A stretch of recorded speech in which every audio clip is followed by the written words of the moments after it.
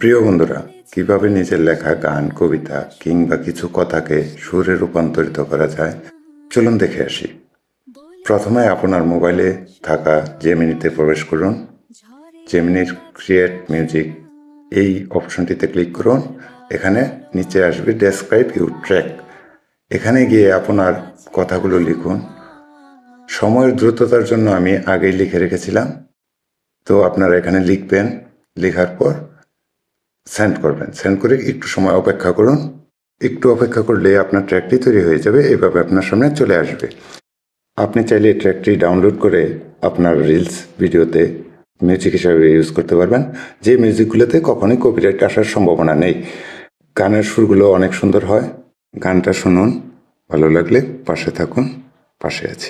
তুমি বলেছিলে বৃষ্টি ভালোবাসো, বৃষ্টিতে তুমি ভেজো না। বলেছিলে বাতাস ভালোবাসো, ঝড়ের কাছে আসো না। বারবার বলো আমায়